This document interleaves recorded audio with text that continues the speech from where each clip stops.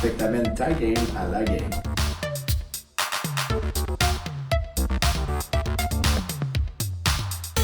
Moi, je veux qu'ils amènent leur game en dedans de notre game.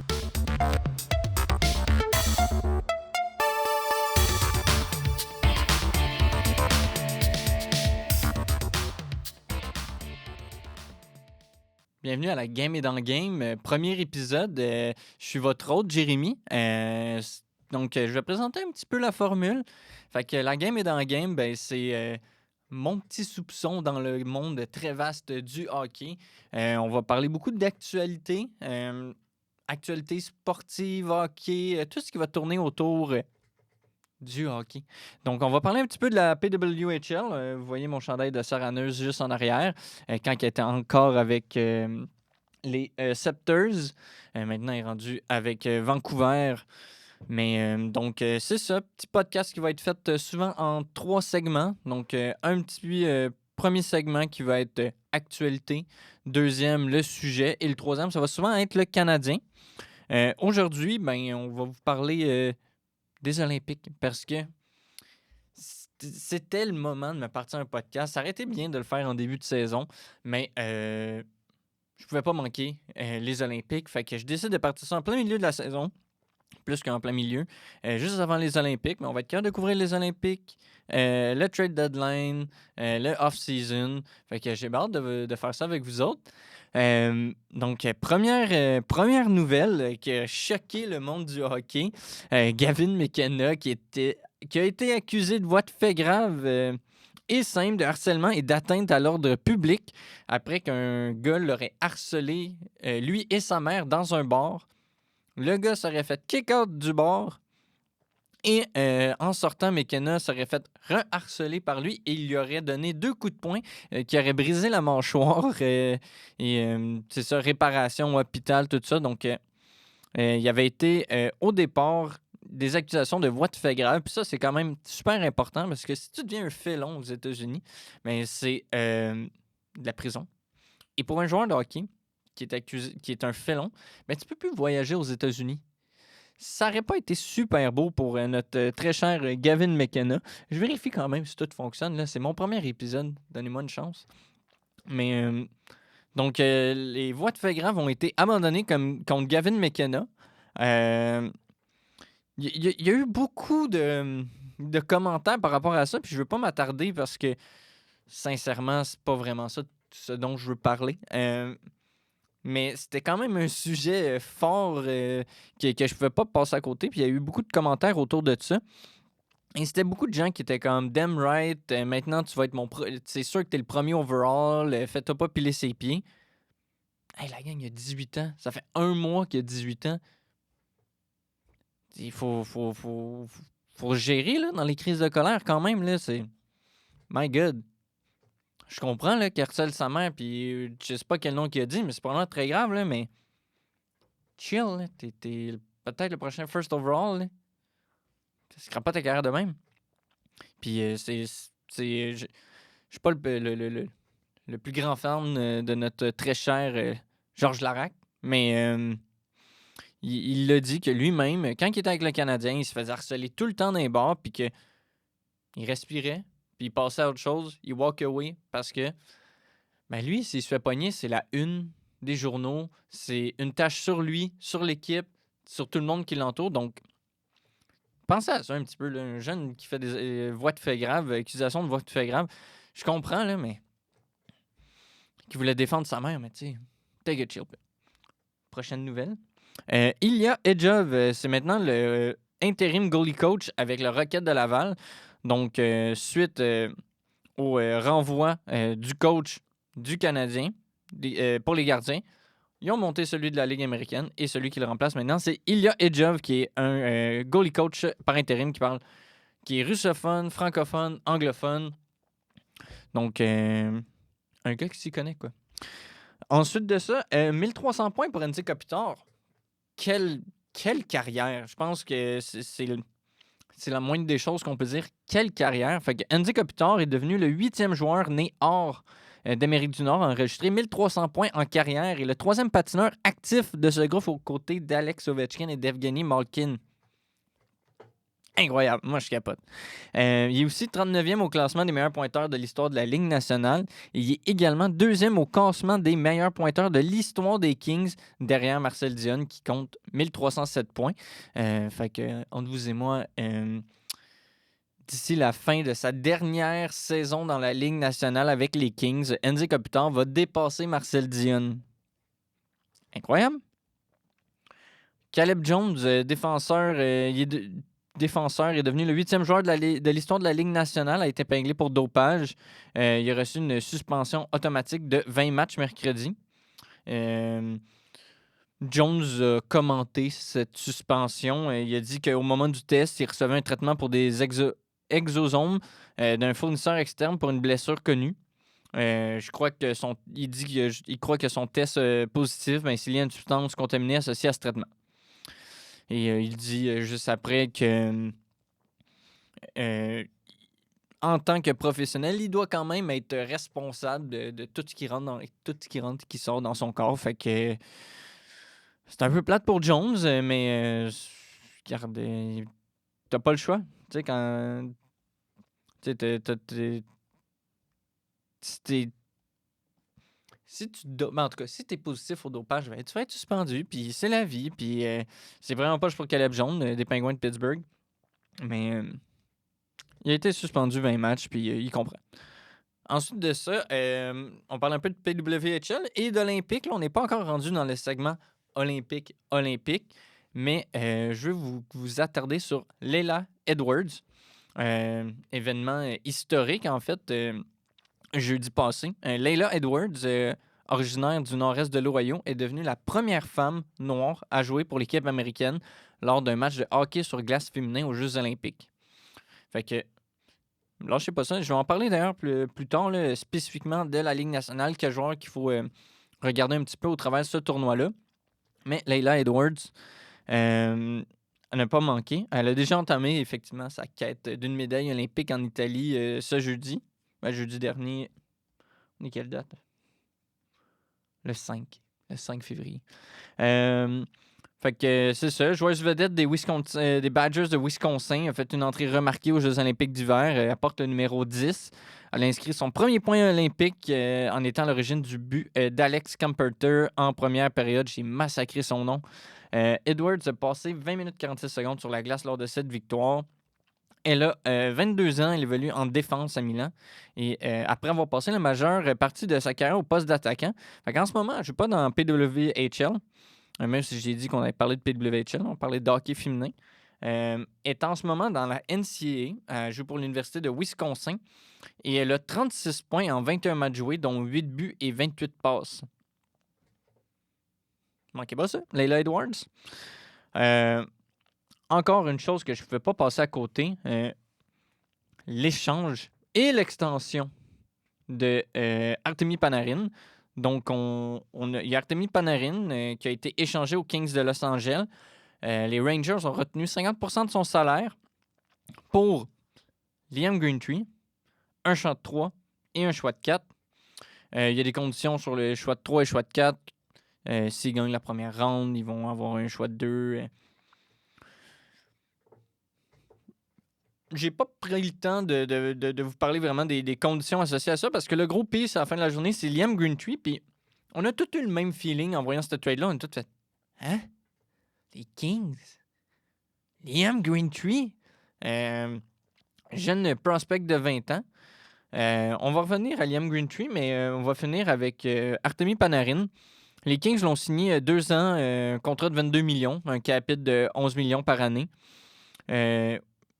Mon Dieu, j'essaie de regarder tout ça, mais il y a c'est buyout proof, donc 11 millions d'AVV, le salaire de base est de 1 million. Première année, signing bonuses, fait qu'il y a des bonus de salaire à 11 millions. L'année d'après, 9 millions. Et une complète clause de non-mouvement. Donc, Artemi Panarin est là avec les Kings pour 2 ans, puis il ne bougera pas, puis il va être dans l'alignement. C'est ça, je me suis laissé une petite note trade triste pour les Rangers. Leur joueur vedette étoile pour peut-être un choix de 2 puis un choix de 3, mais c'est un choix de 3, un choix de 4 puis Liam Greentree parce qu'on sait qu'il passera pas la première ronde. Là. Les Oilers vont leur poivrer le cul. Excusez. Mais bon, hein? Regardez. Tu sais, ah oui, je me suis aussi noté que c'est ça. Artemi Panarin, ce qui peut expliquer le retour si faible, c'est qu'il voulait pas être échangé ailleurs qu'aux Kings. Tu sais, j'aime pas beaucoup Chris Drury en tant que directeur général des Rangers. Je le trouve pourri. Mais qu'est-ce que tu veux faire dans ce cas-là? Liam Greentree, donc âgé de 20 ans, a été repêché 26e overall par les Kings de Los Angeles. Il a été repêché en 2024 après une saison de 119 points en 64 matchs, donc 49 buts. Non, c'est pas vrai. Ça, c'est la saison passée qui a tout pété. Et il y avait une super bonne saison aussi l'année d'avant. C'est un genre de power forward playmaker. Il vient de Ontario, c'est un Canadien. Et cette saison, une des affaires, pourquoi c'est vraiment bizarre avec Liam Greentree, c'est qu'il est en voie d'avoir une régression incroyable dans la ligue de l'OHL. Il est capitaine des Windsor Spitfire. Il est passé de 119 points en 64 matchs à un rythme de 45 points en 34 matchs. Donc, un total de 70 points en 53. C'est pas exactement 2 fois moins élevé, mais comme presque. Qu'est-ce qui s'est passé avec Liam Greentree? Il était évalué comme 15e overall par Elite Prospect. Il a amélioré, entre autres, son coup de patin. Mais tu sais, c'est ça. Il y a un pace de points à peu près de moitié moins. Je vais vous lire un petit scouting report de David Saint-Louis. Si jamais il y a des fans des Rangers de New York, là, vous donner une image de Greentree, c'est à quoi vous attendre. Fait que Greentree, il termine sa saison. David Saint-Louis reste un peu perplexe quant à son potentiel. Quand il fait des jeux, ses pieds sont ancrés au sol ou en glisse. Il n'y a pas de patin dynamique. Il ne manie pas la rondelle de façon conjointe avec son coup de patin. Mais overall, son niveau de technique est excellent. Puis, même si le match était déjà hors de portée de son équipe, il a absolument dominé dans ce match-là. C'est un peu une énigme. Et le contexte actuel complète encore la difficulté de son évaluation. Il ne joue vraiment pas dans une bonne équipe. Fait que c'est tough à dire. D'après moi, vous avez un NHLer. Il va être un gars de 3e trio. Peut-être d'un top 6, mais tu sais, c'est ça. C'est vraiment pas une bonne nouvelle quand un joueur junior, sa production dip comme ça. Prochaine nouvelle, Ben Sherratt. Vous avez-tu vu cette extension-là passer? Il y a plein d'affaires weird qui s'est passé dans les dernières semaines. Ben Sherratt. Voyons donc. 3 ans, 3,85 millions. 3850 millions. 3850 millions. 3 850 000 pour 3 ans. Une extension, ça va finir à 38 ans. C'est ça? 38 ans. Puis il y a une première année non-trade clause complète. Après, il y a une modified pour les 2 dernières années de son contrat. Il est pourri. Il était pourri quand il jouait avec le Canadien. Il avait de l'air bon juste parce qu'il jouait avec Shea Weber. Mais tu sais, Ben Sherratt reste le joueur qui était dans ce temps-là. Quand je checkais les matchs avec mes amis, à chaque fois que je voyais Ben Sherratt, là, il y avait la rondelle. Puis là, tu le voyais, il se craquait. Là. 2-3 coups de patin. Puis là, on était comme bon. Il se prend pour Bobby Orr encore. Puis là, il s'en allait patiner dans la zone offensive, créer un revirement. Puis là, il était dans la merde. Il a réussi à scraper une année complète à Moritz Seider en jouant à ses côtés. Je comprends pas. Puis là, il est physique, coup de patin. Vous savez qu'il n'y a aucune corrélation entre la taille et le poids et le succès dans la Ligue nationale pour gagner une Coupe Stanley. Faut arrêter de signer des gens de même, des affaires de 3,85. 3 ans. Avec une non-trade clause puis une modified. Je suis pas un DG, mais comme genre, come on, la gang. Et je prends Jordan Harris à tous les jours avant lui. En tout cas, Pour les petites parenthèses Fantasy Pool, on va faire des petits segments Fantasy. Ah oui, si jamais à un moment donné je parle, je dis quelque chose, réagissez. Là, ça va être sur YouTube, ça va être sur Spotify. Réagissez, envoyez-moi un courriel. Je vais essayer de répondre aux questions si vous en avez. J'ai pas beaucoup d'espoir au succès de ce podcast-là, mais crime. Au moins, je rentabilise un petit peu le temps que je passe à checker les nouvelles. Mais ouais, lâchez-moi des questions, challengez-moi, ça va me faire plaisir d'y répondre, puis je vais vous faire des shout-outs. Petite parenthèse Fantasy Pool, d'ailleurs, si vous avez des questions sur le Fantasy, c'était ça que je voulais dire. Si vous avez des questions sur votre Fantasy, ça va me faire plaisir d'y répondre. Ça risque d'être souvent dans le 3e segment. Là, je sais pas comment que ça va s'enligner. Ça va s'enligner comme le 1er puis 2e épisode. Je vais essayer d'en faire un à chaque semaine qui va sortir tous les lundis matin. Mais je pense qu'on va parler beaucoup d'Olympique là, parce qu'il y a pas mal d'affaires qui s'est passé. Puis c'est ça qui est le fun. Une fois aux 4 ans, puis là, la Ligue nationale est là. Je capote. Ça va être tellement malade, la gang. On revient. Parenthèse fantasy. Nikita Kucherov. Il a 39 points dans ses 15 derniers matchs. Le gars, il voyait qu'il était pas dans les hard, dans les conversations hard, puis il s'est dit moi, Chris, je vais l'être. Je vais être dans les conversations hard. Fait que 39 points dans ses 15 derniers matchs, c'est comme un pace de 220 points. Un truc de même. C'est les rythmes à Wayne Gretzky, ça. Bon, il l'a fait juste pour 15 matchs, on va s'entendre, mais quand même, ça là, comme pas de crise de bon sens. Oh, excusez. Je pense pas que l'algorithme YouTube reconnaît les sacs québécois. Petite parenthèse fantasy, on continue là-dessus. En début de saison, il y a quelqu'un dans notre pool qui a échangé Kucherov et Werenski. Je sais pas vous souvenir, mais comme Kucherov, il y a eu un début de saison un peu lent. Là. Nous, il était genre 50e dans le pool dans les premiers mois. Fait qu'il a échangé Kucherov et Werenski pour Draisaitl et Chris Kreider. Chris Kreider. C'est un petit moment de silence parce que ce gars-là, il est premier dans notre pool en ce moment, puis ça fait chier. Puis c'était vraiment pas légitime. Shout-out si t'écoutes en passant le podcast, Marc. Gros crosseur. Je pensais pas que j'étais dans une Potato League. Ça a l'air que oui. Petite extension, Sam Malinski. Joueur un peu plus obscur, là, vous avez peut-être pas vu passer Sam Malinski qui joue avec l'Avalanche du Colorado. Il vient de signer un contrat de 4 ans, 4 750 000 avec l'Avalanche du Colorado. Avec aucune bonus de performance, puis juste un bonus de signature à sa dernière année de contrat. Il va avoir 31 ans à la fin de ce contrat-là. Il a eu 28 ans en ce moment. Il y a été une... Ah oui, puis il y a une complète non-trade clause, fait une clause de non-échange pour les 2 premières années et une modifiée pour les 2 dernières. Vous irez voir si vous n'avez pas vu Sam Malinski jouer. Ce gars-là, à 5 contre 5, là, il est une brute. Il est tellement fort. Là, c'est genre ton 4e défenseur, pas super sexy, mais qui fait tout le temps les bonnes choses. Tu sais, il est vraiment dans le moule à Devin Taze. Retour au jeu aussi de Landeskog et Pierre-Luc Dubois. Pierre-Luc Dubois a scoré son premier but. Mais retour au jeu de Landeskog. Landeskog n'a pas joué son premier match, mais il va jouer pour les Olympiques. Right. Il est aussi nommé capitaine de l'équipe suédoise.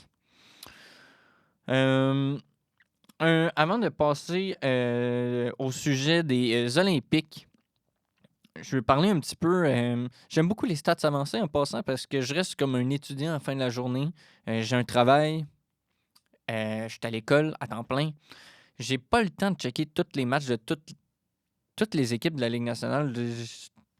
Hey, c'est difficile, là. Comme, c'est vraiment difficile.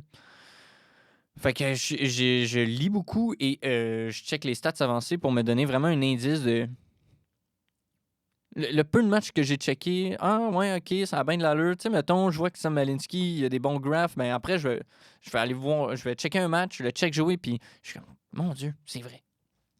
Vous voyez tout mon processus maintenant. En passant, je suis aussi un grand fan de The Hockey Guy et de Snake et Mathias, évidemment, comme tout le monde. C'est quelqu'un qui écoute mon podcast, c'est sûr qu'il écoute le podcast à Mathias puis Snake, mais c'est si populaire. Je les inspire comment, puis je vais réagir des fois à leurs propos, comme le Snake qui haït Suzuki pour une raison qui m'est fondamentalement obscure. Mais bon. Ouais, fait que je voulais dire ça parce qu'en fait, on va parler un petit peu de Dom qui, je suis pas capable de prononcer son nom de famille, mais Dom qui travaille pour le New York Times, The Athletic, et qui est comme le gars de stats pour The Athletic. Et il fait des cool graphiques qui rend le contenu très digeste. Fait que je vais vous en parler un petit peu. Pour le forecast des Olympic Forecast for Women, le Canada et les États-Unis ils dominent en ce moment la compétition. Les prévisions, ils estiment à plus de 99% de chances les chances de voir l'une de ces deux équipes remporter l'or. Évidemment. Aucune autre équipe n'a jamais décroché l'or en 28 ans de hockey olympique féminin. Bon. Petit shout-out en passant à la goaleuse de la victoire qui a gagné son premier match pour l'Allemagne aux Olympiques. Contre l'Italie, si je me souviens bien. Une seule autre équipe a atteint la finale, la Suède en 2006. Pour l'instant, les prévisions ne permettent pas de départager deux équipes, mais on va voir un petit peu plus clair lors de la première confrontation en phase de groupe le 10 février. Fait que... Petite affaire de même. Je sais pas pourquoi je me suis mis comme un gros graphique. Ah oui, c'est ça. Fait que juste avant qu'on embarque pour le segment olympique, qu'on va review un petit peu l'alignement des joueurs de toutes les équipes qui vont être présentes aux Olympiques, je vais vous parler un petit peu. On en est où en ce moment? Les prédictions pour... c'est difficile de traduire les mots. Tout est en anglais dans le monde du hockey. Fait que le classement, c'est ça que je veux dire, mais j'avais standings en tête. Selon Dom, les Oilers ils vont finir premiers dans la ligue avec 51 victoires. Je pense pas que je regarde la bonne affaire, moi. 90 points pour le Canadien. Ça me semble très bas. C'est un peu étrange. Fait que je me souviens plus pourquoi j'ai fait ça, mais sur ce, on va aller en pause, puis on se revoit direct après pour le deuxième segment, les Olympiques.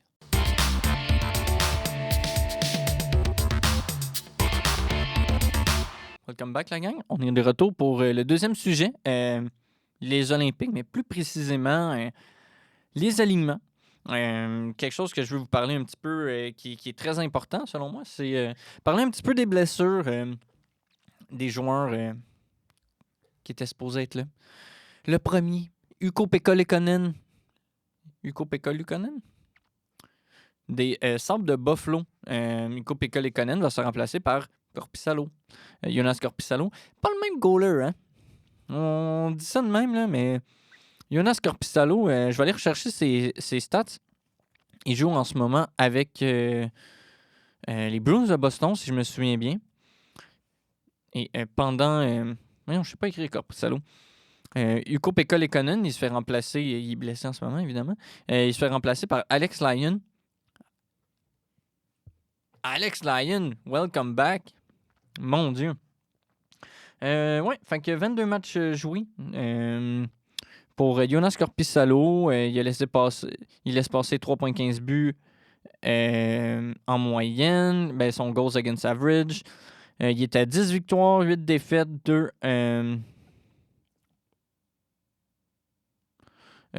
en prolongation. 524 saves, un taux de save de 0.893. Pourri. Un peu, quand même. Ukko-Pekka Luukkonen, il jouait quand même bien, là. Un petit Finlandais. Il jouait quand même bien. Ouais, c'est ça. Il fait du 0.903 en ce moment. Il laisse passer 2,73 buts. Il a moyennement... Je ne sais même pas s'il a fait partie de la résurgence des Sabres. Les Sabres vont faire ici. Hein. N'importe quoi. Ensuite de ça, on va parler de Brandon Point. Brandon Point, finalement, a abandonné les Olympiques, fait qu'il ne sera pas présent. C'est Seth Jarvis qui était là au tournoi des 4 nations qui va le remplacer. C'est pas du tout le même joueur, quoique les deux sont pas super grands. Mais on a comme un petit peu l'impression...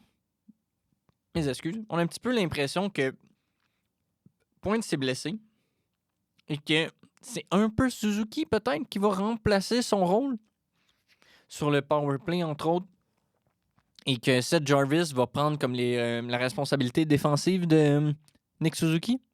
Ça a comme l'air un peu parti pour ça. Hey, j'aimerais ça. Imaginez Nick Suzuki avec Connor McDavid. Ouh! Incroyable. Ensuite de ça, Anthony Cirelli, blessé aussi. Lui aussi du Lightning de Tampa Bay. Il n'aurait jamais dû être là, Cirelli. Puis pour vrai, lancez-moi des rushs, là, mais Brandon Point n'aurait pas dû être là. Il était pourri cette saison. On va parler des snubs tantôt un petit peu, mais Point n'a vraiment pas une bonne saison. Là. Il n'aurait pas dû jouer. Fait que Anthony Cirelli, il méritait sa place au tournoi des 4 nations l'année passée parce qu'il avait une saison incroyable. Mais cette année, ouais, à la fin de la journée, je comprends. Il est bon, là, Anthony Cirelli. Là. Mais tu sais, je veux pas dire que c'est la version Wish de Suzuki, mais genre, là. Ah ouais, lancez-moi des rushs. C'est Sam Bennett qui va le remplacer. Sam Bennett, son seul vrai talent, c'est de tomber ses goalers puis il est blessé. On va passer à autre chose. Seth Jones, blessé. Lui non plus, il n'aurait jamais dû être là. Seth Jones. Tu peux me dire pourquoi il était aux Olympiques? Fait que Seth Jones, qui joue pour les Américains. En passant, Point, c'est Canada. Cirelli, Canada.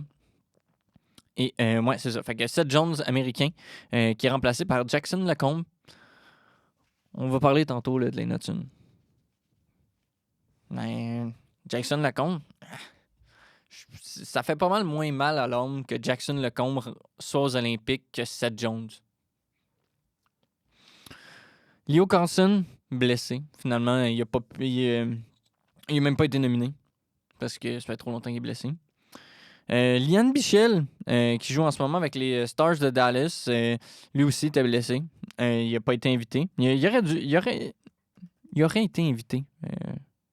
Là, je suis jamais capable d'écrire son nom. Lian Bichel. C'est un Suisse, c'est ça. Ça aurait été bon, Lian Bichel, avec voyons.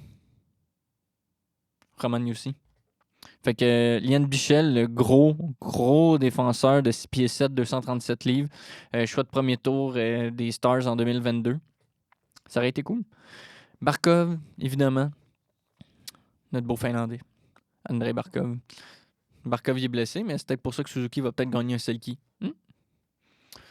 Ça a été annoncé tantôt. Jonas Rundberg qui est un prospect des Knights.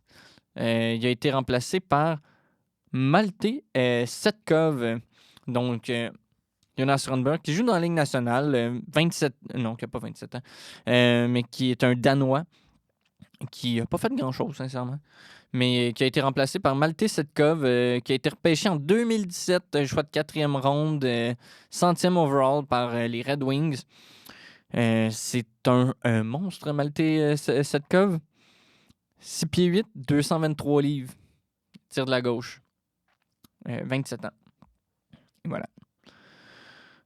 Une grande perte pour les Tchèques, Pavel Zacha. Pour le remplacer lors du tournoi olympique, le pays a fait appel l'ancien joueur des Sénateurs d'Ottawa, Philippe Schlappick. Je me souviens de l'avoir vu. Qui a âgé aussi, lui aussi de 28 ans. Il a disputé 57 matchs, répartis sur 4 saisons avec la formation ontarienne en 2017 et 2021. Il a produit 11 points. Depuis, il a évolué dans diverses ligues en Europe, dont la Ligue tchèque, où il évolue depuis 3 saisons. Il a obtenu 45 points en 45 matchs avec Sparta. Canada, le line-up, on s'attend à quoi? J'aime quand même le line-up. Jordan Binnington va être le starter à mon plus grand désarroi. Il est pourri. Il est même plus le starter de sa propre équipe. Ben, c'est pas vrai. Il l'est encore, là, mais il y a des bouts que c'était Joel Offer, le starter. Il est pourri. Oh, excusez. Je vous attaque de même. En passant, shout-out.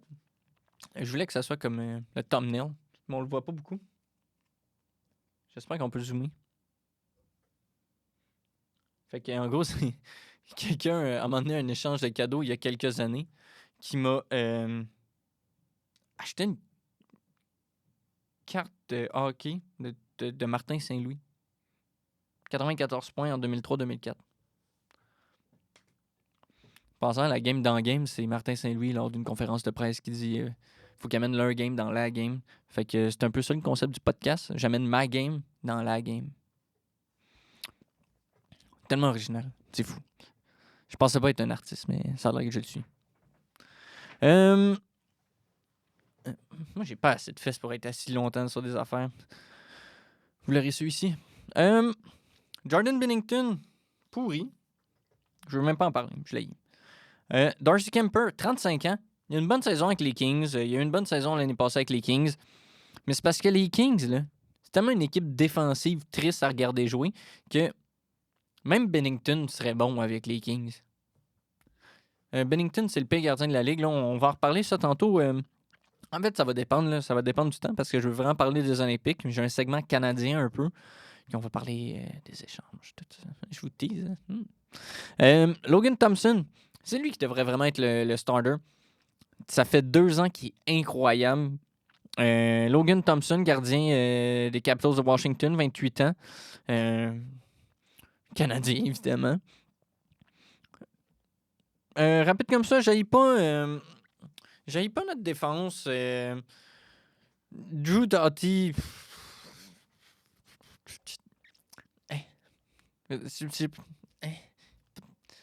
C'était vraiment lui là, qu'il fallait aller chercher. On va parler des snobs après, mais Drew Doughty.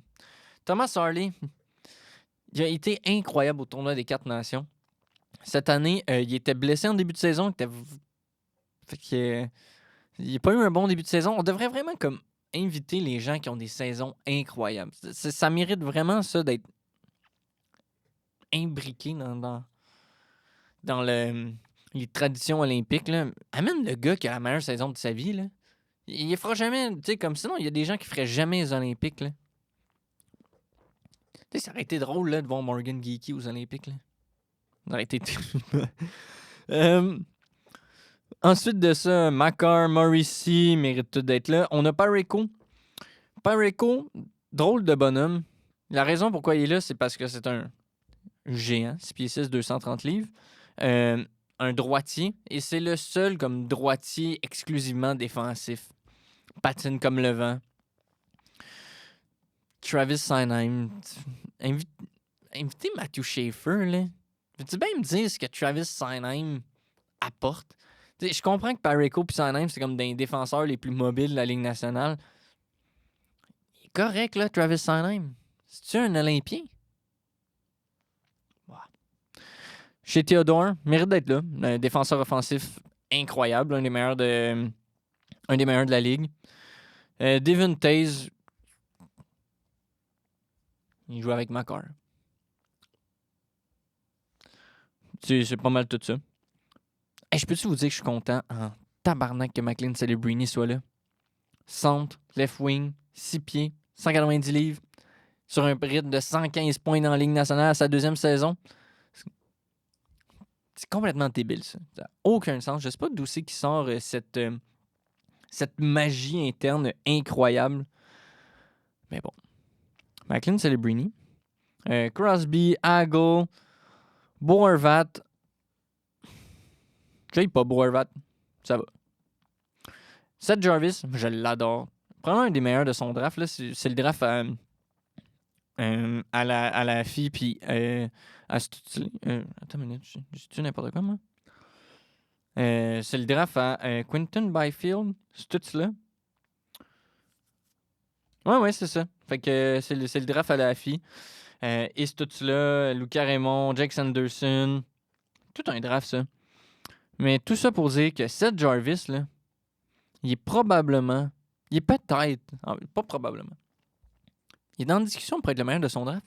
C'est un allié défensif incroyable. Il est dans la conversation du Selkie à chaque année. Il est fou. Je vais passer vite sur les autres. McKinnon, Marchand. Je comprends pourquoi Marchand est là. Mais bon. Marner, McDavid, Reinhardt, Suzuki. Tu sais, genre Tom Wilson, là. Je pense que c'est la première fois de sa vie qu'il mérite pour de vrai sa place aux Olympiques. C'est un hot take, là, mais genre... Comme il a la meilleure saison de sa carrière à 31 ans. Vas-y, fais-y faire les Olympiques. Tu sais, c'est ça que je veux voir. Nick Suzuki est là. Il va peut-être gagner Selkie cette année. Mark Stone, il joue sans tête. Là, il est comme sur un rythme de 100 points en tant qu'allié dans la Ligue nationale. Il est dans mon pool. Il pique tellement tard, c'était magique. C'est pas mal ça. Le head coach, c'est John Cooper du Lightning de Tampa Bay, évidemment. Le general manager, c'était Doug Armstrong, DG des Blues. Je sais pas s'il l'est encore. Je pense que oui. Ouais. Exactement. Ils ont pas mal ramené le même monde qu'au tournoi des 4 nations. Ouais, je pense qu'on va peut-être skipper le côté canadien. Parce que je veux vraiment parler de tout ça. Ça m'intéresse, c'est le fun. On va faire plus vite les USA. Hellebuyck Oettinger Swayman, c'est Hellebuyck qui va garder le net. Les USA ont fait des drôles de choix. Faber, Hanifin.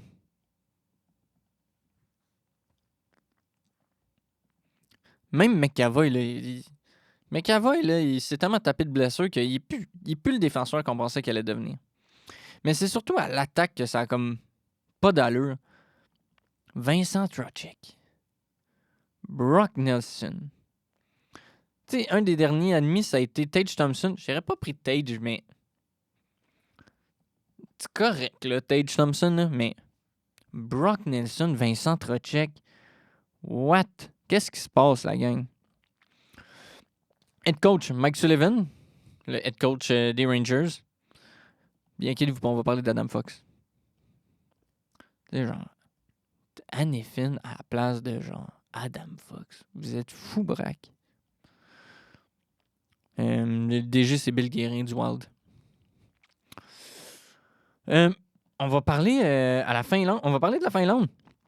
Je pense qu'il y a un seul gars qui n'est pas de la Ligue nationale de la Finlande. Et c'est le GOAT. Attendez où? Ouais. Mikko Lehtonen. Je sais pas si vous vous souvenez de Mikko Lehtonen. Il a joué 26 matchs en 2021. Il y avait quand même un genre de hype en plus en arrière de Mikko Lehtonen parce que c'était quand même un puck mover assez impressionnant. Il avait été signé par les Leafs. Il a quand même fait une coupe de points. Je pense une dizaine de points peut-être en 26 matchs. C'est un great PP guy. C'est un bon sur le power play. C'est un défenseur qui garde beaucoup de possession de la puck. Fait que, c'est le seul défenseur en dehors de la Ligue nationale. C'est Korpisalo, Lankinen et Jussi Saros dans les nets. Ça risque d'être le net à Jussi Saros, même si on a vu une petite différence dans les tournois. Là. Je me souviens plus si c'était au tournoi des 4 nations, mais ils se sont fait exploser Lankinen puis lui. Incroyable. À la défense, Miro Heiskanen, Yuki Aryu, Lehtonen et Solindel. On a Nicolas Matimpalo, Olimata et Rasmus Ristolainen. C'est pas une super bonne défense, mais c'est une défense très défensive. Fait comme, je comprends l'ajout de Mikko Lehtonen parce qu'on a Miro Heiskanen qui va se manger des minutes comme il n'en a jamais mangé de sa vie. Il risque de jouer avec... peut-être Ristolainen. Ristolainen, ça a été une rock'n'roll de carrière pour Ristolainen. À un moment donné, il était comme le défenseur offensif des Sabres. Puis là, rendu avec les Flyers, il est devenu comme un défenseur défensif quand même correct, top 4, genre. Fait que j'haïs pas ça. Un petit Risto avec Heiskanen, ou ça va être son partner avec les Stars, Esa Lindell. c'est quand même fou. Il y a quatre joueurs des Stars qui sont dans l'équipe finlandaise. Donc, Esa Lindell, Rantanen, Hintz, puis... Voyons. Roope Hintz? Mikko Rantanen? Ah oui, c'est ça. Iskainen puis Esa Lindell. Fait que c'est ça. Mais ils sont deux gauchers. Je sais pas s'ils vont jouer ensemble. Mais tu sais, c'est ça. Olimata, il est super bon défensivement. Nico Mikola, il a une bonne saison avec les Panthers. Matim Palo, il va peut-être se faire bencher, sincèrement. Lui puis Henry Yoki Ryu. 4, 5, 6. Bon, c'est ça. Fait que d'après moi, Matin Palo puis Henry Yoki Ryu vont peut-être pas jouer. Mais ça dépend. Peut-être Nicolas aussi. Sébastien Aho, Joël Armia, Michael Granlund, Eric Ola, Rupeins, Capocacco, Oliver Kapanen. What the fuck, Oliver Kapanen? Kiviranta, Lekkonen, Lundell, Etula Starinen, Rantanen, Turvo, Teravainen, Eli Tolvanen. Une bonne équipe finlandaise, une certaine offensive. Ils ont deux très bons two-way centres. Rupe Hintz et Sébastien Aho. J'ai bien hâte de voir, genre... Je sais pas si Rantanen va jouer avec Rupe Hintz, puis genre Aho va être comme le deuxième centre. Je mettrais peut-être Aho avant Rupe Hintz. Puis là, tu rajoutes Arturi Lekkonen qui va te chercher les pucks dans le fond. C'est mon gars, Arturi Lekkonen. J'étais tellement triste quand on l'a échangé. Le capitaine, c'est Michael Granlund. C'est pas mal ça. La Suède. Ils ont les deux goalers du Wild. Fait qu'on a Philippe Gustafsson et Jesper Wallstedt. D'après moi, le net est à Philippe Gustafsson. Mais genre, ça peut pas être le net à... ça peut pas être le net à Jacob Markstrom. Ça ne peut pas être son net. Il est pourri. Je me souviens plus c'était quel game, là. Mais petite anecdote de fantasy. On fait du week to week. Fait que semaine contre semaine, head-to-head points. S'il y a personne qui a compris ça, vous me dites... textez-moi sur YouTube. Là. Laissez des commentaires, puis je vais vous répondre. Fait que lui, il était sur le bord de perdre. Fait qu'il a dit, je vais ramasser Jacob Markstrom pour faire un petit stream. Il a fait la pire game de l'Analytical Era. Il a genre fait comme moins 5 points dans le pool parce qu'on punit pas trop les goalers. On veut quand même qu'il y ait une certaine valeur. Pire game de l'Analytical Era. Je parle mal anglais, ça paraît-tu? Fait que c'est ça. Petite défense, Anderson, Broberg, Dahlin, OEL, Gustav Forsling, Edman, Eric Carlson, Hampus Lindholm. Je comprends pas pourquoi Hampus Lindholm, ils l'ont pas juste invité. Il est fort, Hampus Lindholm. En tout cas. Broberg, là, bon. Mathias Ekholm, il est pas invité, évidemment. Il méritait peut-être d'être là à la place de Rasmus Anderson, mais Rasmus Anderson, c'est un droitier. Mais Philippe Broberg, là, c'est un stud. Il est tellement fort. Lui puis Gustav Forsling, là, ça va tellement être bon défensivement, cet alignement-là. Là. Incroyable. Jesper Bratt, Philippe Forsberg. Ils vont probablement jouer ensemble avec comme Elias Pettersson. Peut-être, mon Dieu, ils ont tellement de bons joueurs. Lucas Raymond. Ça risque d'être genre Lucas Raymond, Willie Nilly. Puis, qui c'est qui va avoir au centre? Ça risque d'être Elias Pettersson des Vancouver Canucks. Ça va être incroyable comme équipe. Watch out, la gang, Elias Pettersson, il est vraiment bon. C'est juste qu'il joue avec une équipe de merde. Tchéquie. 2-3 petits joueurs que je vais vous parler avec la Tchéquie parce que on les connaît tous, là, les joueurs Canada, USA. Mais, tu sais, les joueurs de la Tchéquie qui viennent pas de la Ligue nationale, mais c'est un peu tough. Fait que je vais faire la Tchéquie, puis après, on va revenir pour finir le petit segment olympique. On fondait quand même beaucoup de grands espoirs sur Cervenka. Je vais vous donner son nom complet. Mais on fondait de grands espoirs, c'est ça, sur Cervenka dans la Ligue nationale après sa signature en 2012 comme agent libre non repêché en provenance de la KHL. Cervenka a joué une saison avec les Flames. Il a récolté 17 points en 39 matchs. Mais il était quand même. Il y avait quand même une irrégularité dans son jeu. Il y a aussi eu un caillot de sang sanguin avant ses débuts. Puis ça l'a vraiment incité. Les Flames l'ont renvoyé dans la KHL. Puis depuis ce temps-là, il évolue dans la Ligue nationale suisse et dans son pays natal, la République tchèque, où il est devenu un des joueurs les plus redoutables d'Europe. Entre autres sur la scène internationale. Personne approche ses 51 points en 36 matchs au championnat du monde depuis 2022. Il a joué un rôle déterminant, entre autres, dans la conquête de l'or par son pays au championnat du monde 2024. Il formait un duo redoutable avec la vedette des Bruins de Boston, David Pastrnak. On peut s'attendre à ce que ce soit encore le cas en Italie, où Cervenka se prépare pour ses 5e Jeux olympiques. Ça, là, c'est du fun fact, là. Tu sais, Bardon avec leur quiz, là, c'est le genre d'affaire, là. Lukas Sedlak, attendez-vous à ce qu'il fasse un trio avec Pasta et Cervenka, Pastrnak. Fait que Lukas Sedlak, je vais vous donner son nom au complet à l'autre. Lukas Sedlak. Et on a... Roman Cervenka. 5 pieds 11, 194 livres. Quand même un petit gars. Fait que Lukas Sedlak, left wing, 19 points à ses 2 derniers tournois avec Pasta et Cervenka. Attendez-vous à ce trio-là. Surtout que Pavel Zacha est blessé.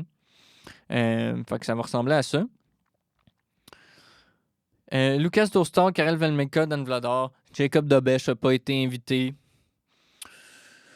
Mais Dan Vladar, il a vraiment une bonne saison.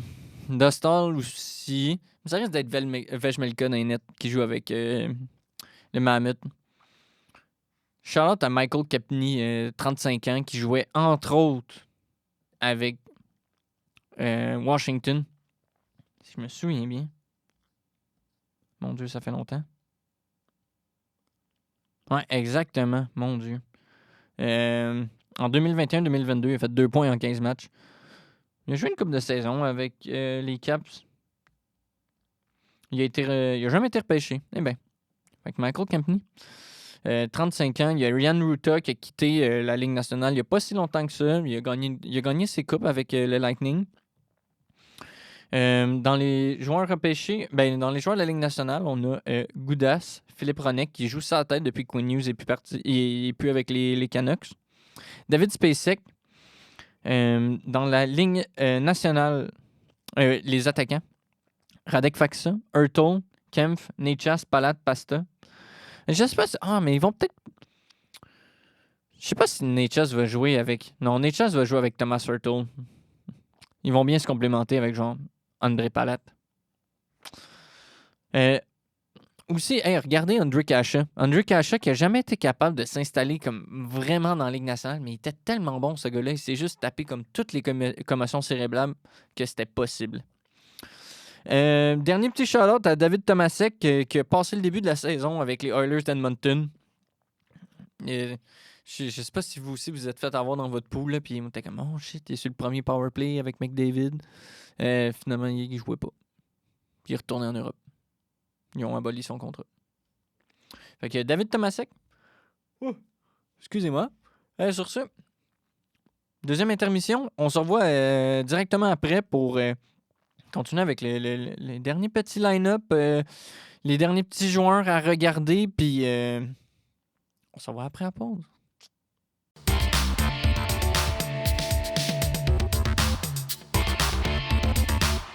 Hey, on est de retour. Dernier bloc. Oh, je vole les mots au podcast de Mathias et Snake. Je suis en train de checker l'équipe de la Slovaquie pour les Olympiques. Je ne réalisais pas, je me suis fait un document de 19 pages. La moitié ne va pas servir. Je checkais la Slovaquie où il y a notre GOAT, Juraj Slafkovský. Qui... il va tout casser. Checkez bien ça. Mais il y a un des goalers, Adam Gajan, Puis là, j'étais comme, ah, comment qu'on prononce ça? Adam Gajan, prospect des Blackhawks. Checkez bien ça. Adam Gayan. Je sais pas si vous entendez, mais la fille, pendant qu'elle dit Adam Gayan, là, elle mange une chip. Adam Gayan. C'est tellement pas sérieux. OK. Adam Gayan, avec une chip qui fait crunch dans le fond. Je joue dans NCAA, Adam Gayan, puis ça va être un bon goaler, ça. Ça va être un bon goaler. Je sais pas si c'est lui qui va être le starter, mais il devrait. Ouais, choix de deuxième round avec les Blackhawks. 6 pieds 3, 187 livres, 21 ans. Il fait du .95 à l'Université de Minnesota du lutte dans la NCAA. C'est pas la meilleure saison, mais ça va. Il y a aussi Samuel Halav que je ne connais pas. Il joue dans la Ligue américaine en ce moment avec le Wild du Minnesota. Il a juste été signé 6 pieds 4, 200 livres, 24 ans, jamais été repêché. Et il est pourri. En tout cas, il est pourri dans AHL. Il a aussi joué dans ECHL cette saison. Okay, ça va pas super bien pour... je sais pas son nom. Samuel Halav. Shout-out. Shout-out. J'aime ça dire shout-out, hein? Une couple de joueurs de la Ligue nationale. Éric Cernak, Martin Fervary et Simon Nemec. Je suis curieux de voir si Simon Nemec va vraiment être capable de s'imposer comme étant comme le défenseur offensif de cette équipe-là. Il devrait. Sinon, dans les attaquants, on a Dalibor Dvorsky qui joue avec les Blues. Choix de premier tour des Blues. Oliver Oculiar des Panthers. Je le connais pas, celui-là. Martin Pospisil, joueur de 29 ans, 26 ans, je pensais qu'il était plus vieux que ça, qui joue avec les Flames. Quand il est en santé, c'est un bon... si t'es dans une Bangers League dans ton fantasy. Martin Pospisil, il est sa coche. Pavel Regenda des Sharks, il a joué une couple de matchs cette saison, 6 pieds 4, 200 livres. Il a 9 points en 16 matchs, 8 buts. Mon Dieu. Il joue sa tête 12 points en 28 matchs et juste 4 buts en 28 matchs dans la Ligue américaine. Il est sur un pace de 22 buts en 43 matchs. 3 passes. Ça, c'était Kirill Marchenko il y a une saison 2. C'est fou. C'est pas mal ça. Italie. Shout-out à Damien Clara, repêché par les Ducks. C'est le premier joueur né en Italie à être repêché dans la Ligue nationale. C'est un goaler. 6 pieds 6, 214 livres. Choix de deuxième tour. 21 ans. On ne parlera pas beaucoup d'Italie parce qu'il n'y a pas grand-chose. Mais checkez Damien Clara. Choix de deuxième tour pour faire la Ligue nationale. En France, on a Antoine Keller et Alexandre Texier. Ce sont les deux seuls joueurs repêchés. 21 ans. Ah oui. Fait que Antoine Keller, choix de 7e tour en 2023 par les Caps. Il n'est pas signé en ce moment. C'est un gardien de 6 pieds 3, 187 livres. C'est ça. Alexandre Texier, qu'on a signé il y a 2 ans, 2 millions, je pense, avec le Canadien. Je sais pas trop pourquoi on a fait ça, mais bon. C'est moi des joueurs de profondeur qu'on donne des termes. Là. Il a joué une dizaine de matchs avec nous autres. On leur signe. Sinon, à part ça, checkez Pierre-Édouard Bellemare. Je sais pas si Pierre-Édouard Bellemare a gagné une coupe avec le Lightning de Tampa Bay, mais il a joué 700 matchs dans la Ligue nationale. Je sais pas si... Je pense que oui. Fait que Pierre-Édouard Bellemare, c'est un joueur défensif. Il a jamais fait plus que 22 points dans une saison. Il a 40 ans. C'est un face-off defensive guy. Je sais pas si... A-tu gagné une Coupe Stanley? Il me semble qu'il a gagné une Coupe Stanley. Non, il n'a jamais gagné une Coupe Stanley. Eh ben. En tout cas, il va représenter la France. Il va pogner une minute difficile. Stéphane Dacosta, 36 ans. Il a fait 50 points pour la 5e fois en 6 ans dans la KHL. C'est probablement l'attaquant le plus dynamique de l'équipe de la France. Fait que checkez-le bien. S'il y a de l'offensive, ça passe par Stéphane Dacosta et probablement Alexandre Texier. On va parler rapidement de la Lettonie. La Lettonie amène un dude qui s'appelle Albert Smith. C'est probablement le joueur à regarder. Albert Smith, 18 ans, 6 pieds 3, 205 livres. Et il est prévu pour être c'est un des top prospects du prochain repêchage. Il va peut-être être même dans le top 10. Fait que, Albert Smith, qui joue dans les Ligas. Manquez pas ça. La Suisse, il y a plein de fun facts. Je sais pas si vous vous souvenez de Dennis Malgin. C'est un centre, c'est un ancien NHLer, il joue avec l'Avalanche, le Panthers, les Leafs. Pendant l'offensive, va passer un peu en partie par Dennis Malgin. Après ça, on a Sven Andrietto, un ancien choix de troisième tour par le Canadien. Il va pas jouer avec Timo Meier puis Dennis Malgin. Le goaler, Leonardo Guenoni, 38 ans. Gagné 7 fois le League Title de la NL, 3 médailles d'argent pour la Suisse au World, puis enregistré un .953 save percentage et 4 blanchissages. C'est-tu lui, starter? Ou c'est Akira Schmid?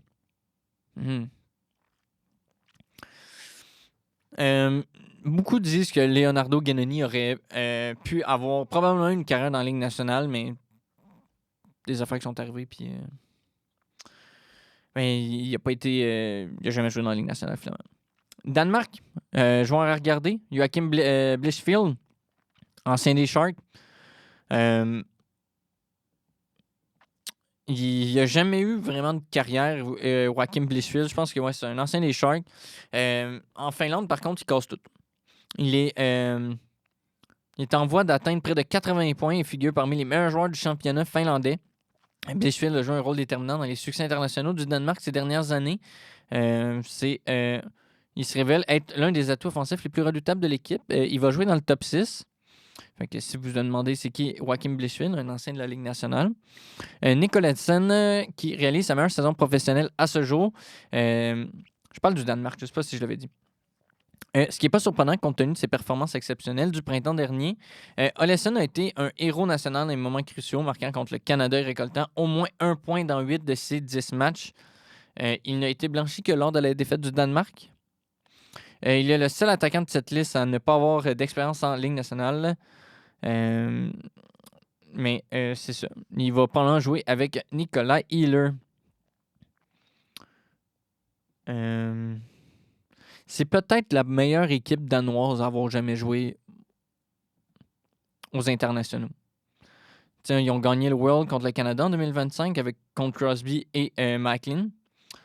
Le gardien, c'était entre autres Frédéric Ditcho. Puis, est-ce que Frédéric Ditcho va être le starter? C'est un ancien prospect du Canadien, choix de 5e tour. C'est grâce à lui, justement, que le Danemark a été capable de battre le Canada. Frédéric Ditcho, checkez ça. Et dernier petit tour, l'Allemagne. Je pense pas que j'ai pas de fun fact avec l'Allemagne. C'est comme, il n'y a pas de profondeur dans cette équipe-là, mais ils ont du star power au pied carré. Dans les nets, Philippe Grubauer, c'est le seul goal. Ça reste d'être lui le starter. Philippe Grubauer, qui joue en ce moment avec le Kraken. Il y a eu des bonnes saisons quand il joue avec les Islanders. Défenseur numéro 1, Moritz Seider, il va tout se manger une minute. Leon Draisaitl, Gigi Peterka, Lucas Reichel, Nico Sturm, c'était tout cela. C'est pas mal les gros joueurs. On a aussi Josh Samanki. Oh mon Dieu. Je ne sais pas prononcer ce nom, mais c'est Stashowak, un gars du Lightning de Tampa Bay. Je ne sais pas s'il a déjà joué dans la Ligue nationale. Non, il est signé en ce moment. 26 ans, 6 pieds 1, 187 livres. Il est signé. Il joue à Syracuse. Il joue dans la Ligue américaine. Des joueurs à regarder. Fait que, on check les line-up. Évidemment, c'est le Canada ou les États-Unis qui devraient gagner. Probablement le Canada, ils ont laissé... on va parler des snobs, là. Belguerin a laissé beaucoup de talent offensif en Amérique. Chez le Canada, Scheifele, 68 points, 56 matchs. Il aurait-tu dû être là? Tant qu'à avoir Brad Marchand, là. Mes excuses. Evan Bouchard, 63 points en 58 matchs. Evan Bouchard, là. Pourquoi on a Travis Sanheim? Je comprends pas. Puis là, tu sais, je sais, là, je vous connais, là. Vous aimez pas, là, Evan Bouchard, là. Evan Bouchard, il fait des bulls, puis tout ça. Il gagne la game. Il te fait gagner la game 95% du temps. Puis à un moment donné, il fait une grosse erreur. Puis là, tout le monde est comme, ah ben, il est pourri. Parce qu'il fait une erreur à un moment donné, mais il fait tout le temps comme la bourde que tout le monde voit. Comme un. Il redevient un pee-wee, genre. Mais quand même, Evan Bouchard, c'est un des meilleurs défenseurs de la Ligue nationale. Fait que je sais pas qu'est-ce qu'il fait là. Il est meilleur que Travis Sanheim, Colton Parayko, puis Shea Theodore. En tout cas. J'ai inclus Wyatt Johnston, 59 points, 57 matchs. Je comprends pourquoi il n'a pas été inclus. Il est un peu un powerplay merchant. Ah, j'aurais aimé ça qu'il soit là. Connor Bedard, 53 points, 44 matchs. Tu sais, Pointe n'était plus là. Invite Connor Bedard. À la défense, Chikrin. 46 points, 57 matchs. 21 buts. Drew Doughty. Matthew Schaefer, 39 points, 57 matchs. Et finalement, le goaler, j'aurais pris Mackenzie Blackwood à la place de Jordan Bennington. Excusez. Les États-Unis. Robertson, DeBrincat, Cole Caulfield, ils sont comme les 3 meilleurs buteurs américains. Les 3 sont pas là. 32 buts, 30 buts, 32 buts respectivement.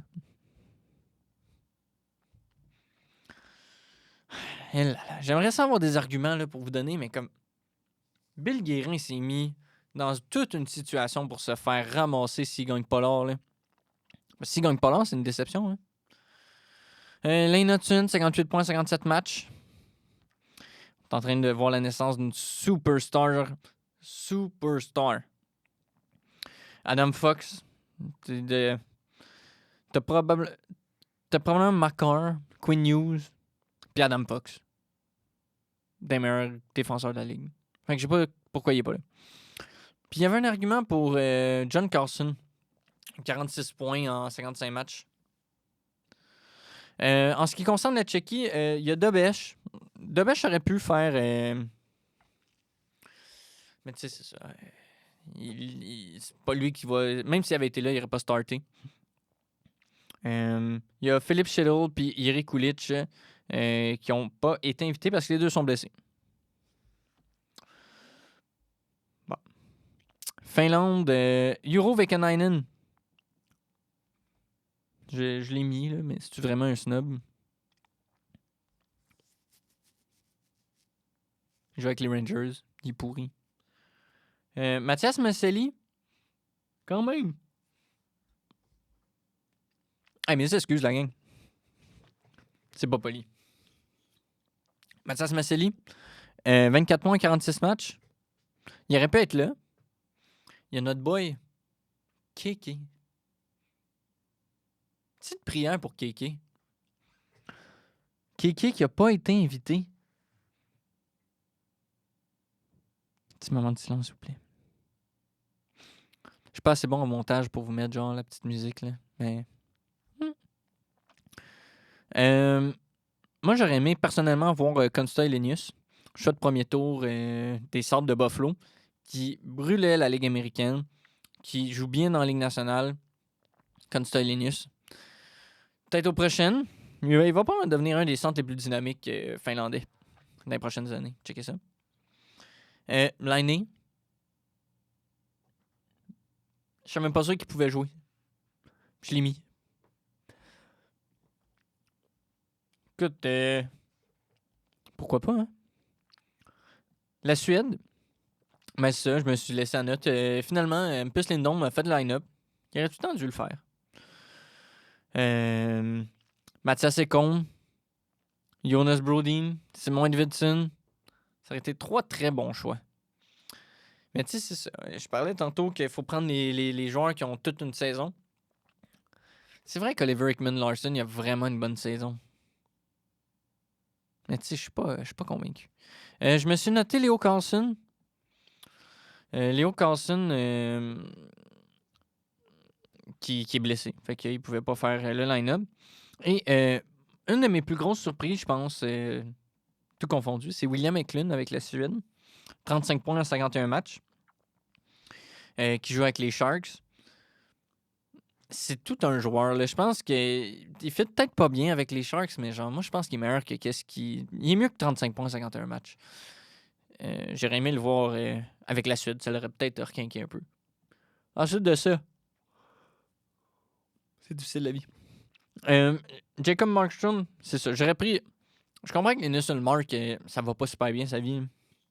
Il a eu une mauvaise saison, d'une mauvaise saison. Mais Markstrom, il a pas une bonne saison non plus. J'aurais pris Linus Ullmark. Ou même à ça, j'aurais pris Anton Forsberg ou même Dennis Edilby avant. Dennis Edilby qui est le gars en arrêt de Wall et Stolarz avec les Leafs. Anton Forsberg qui joue avec les Kings de Los Angeles. Mais tu sais, comme je l'ai dit tantôt, tous les goalers en arrière des Kings, ils ont de l'air... Ils ont de l'air bons. On va... il me reste une petite dizaine de minutes. On va parler un petit peu d'où est-ce que se situe le Canadien, justement, dans le line-up. Dans la Ligue nationale. Donc, en ce moment, dans la conférence de l'Est, le Canadien de Montréal avec 57 matchs joués. 32 victoires, 17 défaites en temps réglementaire, 8 en prolongation. Et pour un total de 72 points et 21 victoires en temps réglementaire et 2 victoires en shutout. On est une fiche de 16-11-1 à la maison et 16-6-7 à l'étranger. On a vraiment été fort à l'étranger. On a scoré 199 buts. On en a laissé passer 187. On a un différentiel de plus 12. Vous donnez une idée à la tête de la conférence de la division Atlantique. On a le Lightning de Tampa Bay avec 78 points, 37 victoires, 28 victoires en temps réglementaire. Ils ont scoré autant de buts que le Canadien, 199. C'est juste qu'ils en ont laissé passer 47 de moins. Et ça m'amène bien à mon sujet que je voulais parler un petit peu. Parce que là, on est dans la pause. Le Canadien n'a pas fait de trade. Et on arrive rapidement au trade deadline. Le Canadien est rendu une bonne équipe. Pas juste une bonne équipe, mais une très bonne équipe overall, on peut dire. Où c'est que je me suis mis ça? Mais bref, ça fait...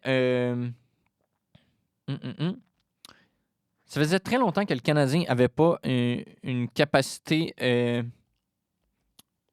Laissez-moi refaire ma phrase. C'est que je cherche... Il me semble que je m'étais laissé une note. Oh là là. C'est pas grave. Fait que je vais vous l'expliquer comme ça. Fait que, en gros, le Canadien faisait longtemps que... Oh, je vais me rapprocher. Ça faisait longtemps qu'il n'avait pas été capable d'être aussi bon défensivement et offensivement. Donc, c'est la première fois qu'on a un expected goal for percentage à 5 contre 5 de positif. Il est à 51%. Fait que ça, en gros, là, ce que ça veut dire, c'est qu'on accorde moins de chances de marquer qu'on en produit. Ça fait longtemps que le Canadien, ça n'a pas été ça. Fait que malgré ça, on a laissé passer 47 buts de plus, 47, quelque chose de même, que le Lightning de Tampa Bay. Et je crois que le plus gros facteur dans tout ça, c'est le goaler. Malheureusement, Samuel Montembeault et Dobèche n'ont pas été à la hauteur. Dobèche s'est repris, là. Il s'est quand même repris. Mais tu sais, vous donnez une idée, Jacob Fowler, c'est le seul gardien positif du Canadien au niveau des buts sauvés au-dessus d'attendu. Fait que goal save above expected. Il en a sauvé 3 en 10 matchs. Dobech est à 0,2 de sauvé en 27 matchs et Montembeault est à moins 1,7 en 23 matchs. Donc, je ne sais pas si vous avez vu le début de saison du Canadien, mais Dobech et Montembeault, ça a été catastrophique comme début de saison. Fait que là, qu'il soit à 0,2 et moins 1,7, c'est que ça va vraiment mieux dernièrement. Mais là, ça nous amène à la question, est-ce qu'on va chercher un goaler? Parce que on checkera le marché là, une autre fois, là, peut-être la semaine prochaine. Mais tu sais, c'est notre plus grosse c'est notre plus grosse déficience pour les Canadiens, je pense, en ce moment. Et ce qui nous différencie vraiment d'être peut-être premier dans la division. On est parti, petite parenthèse, on est parti pour jouer contre Boston. Je pense qu'on est parti pour jouer contre... on est-tu parti pour jouer contre Boston? Ah oui, je pense que oui. Non, les Sabres. En tout cas. Bref, moi j'aimerais ça qu'on joue contre les Sabres, mais on va peut-être finir par jouer contre Boston. Parce que les Sabres, c'est vraiment une très très bonne équipe. Comparativement aux Bruins, je trouve qu'ils sont un peu chanceux d'être là, mais... Hey, je pense que c'est ça qui va conclure le premier épisode. C'était très monolithique, pas beaucoup de discussions. C'est difficile tout seul. Fait que je prends un petit 2 minutes pour ceux qui ont écouté. Je vous remercie de votre présence. Likez, commentez, subscribe. Si vous laissez un commentaire, posez des questions. Parlez-moi de sujets que vous voulez que je parle. J'ai mis Martin Saint-Louis ici. Que vous voulez que je parle, des sujets que vous voulez que j'aborde, que je réponde. Je peux parler full de fantasy. Ça me passionne beaucoup. On va voir les premiers matchs olympiques cette semaine. On va en parler la semaine prochaine un petit peu. Ça va peut-être être un épisode un peu plus court parce qu'il n'y a rien qui se passe dans la Ligue nationale en ce moment. Ou sinon, je vais essayer de couvrir un petit peu plus les Olympiques féminins. Mais je suis un peu moins bon. J'y connais moins. Je suis quand même un grand fan de Sarah Nurse parce qu'elle est meilleure que son frère, Darnell. Shout out. Puis elle gagne calissement moins. Darnell, t'es pourri.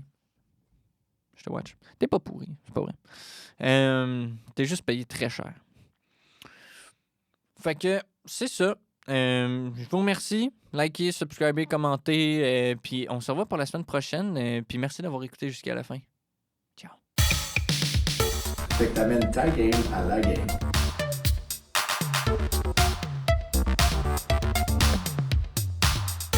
Moi, je veux qu'ils amènent leur game en dedans de notre game.